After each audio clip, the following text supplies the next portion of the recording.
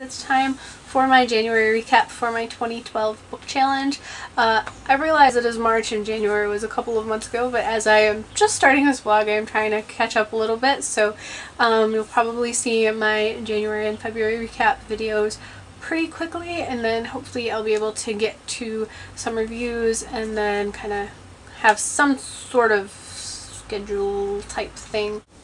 Basically, the way the recap videos are going to work is I will tell you obviously what month I am recapping, how many books I read in that month, the author, and my basic review on a scale of 1 to 5 stars. The first book I read in 2012 was Mercy Thompson Homecoming by Patricia Briggs, which is actually a graphic novel. The Mercy Thompson series is actually a book series about a shape-shifting mechanic named Mercy Thompson who shapeshifts into a coyote. She lives right next to a pack of werewolves, and they make up a huge part of the cast of characters. I gave this graphic novel 5 out of 5 stars. It was really gorgeous artwork. It's a must-read for anyone who's a fan of the Mercy Thompson series, and if you are interested in werewolves and the supernatural at all, it's definitely worth checking out the entire Mercy Thompson series. The second book I read this year was The Fault in Our Stars by John Green. This is just the book jacket. I know it looks kind of lame and sad without the book inside it, but I loaned it to another nerdfighter, so I have good reason for only having the book jacket.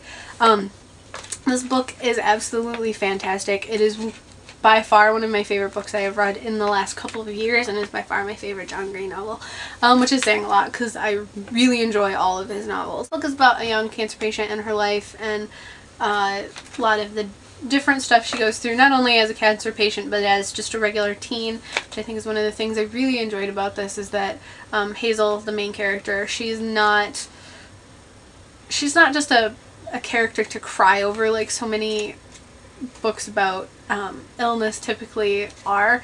She's a real person, she's a real teenager, and she acts like a real teenager. I gave this book 5 out of 5 stars. It's really fantastic. It is a very emotionally heavy book. If you are at any point having a really bad day, it's probably going to make you cry, and then it'll make you laugh, and then it'll make you cry again. Back and forth through the whole thing, often at the same time. So just be fair warned, it is probably going to kick your butt a little bit emotionally.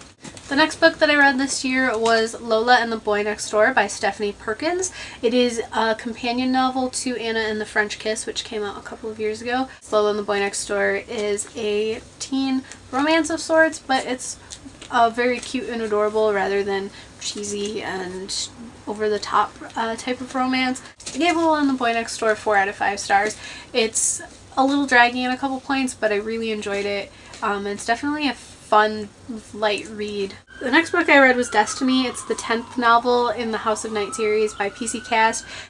Probably, I'd say the last 4 or 5 books have just gotten worse and worse as each book comes out, and I kind of just want PC Cast to stop. I'm actually kind of glad that the series is almost over because I don't have to put myself through this too many more times.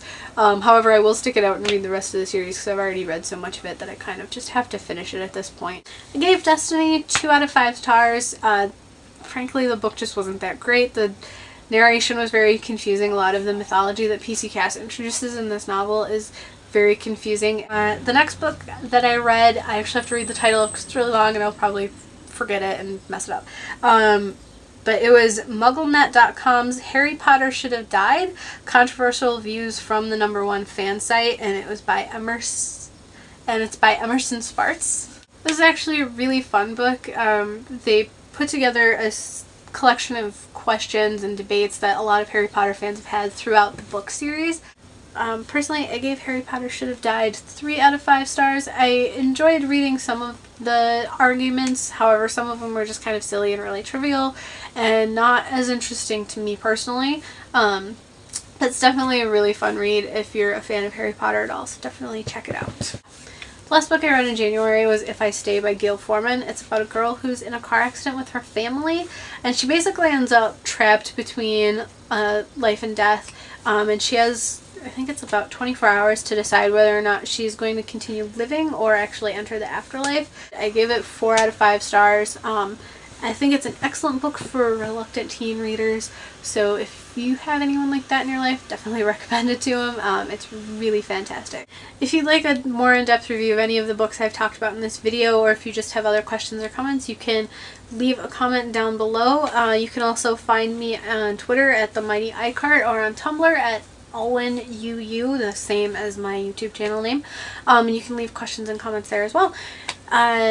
Hopefully the February video will be up very soon, and then I will, like I said, be able to get onto some sort of schedule, or at least have some sort of more consistent posting, if not an actual schedule.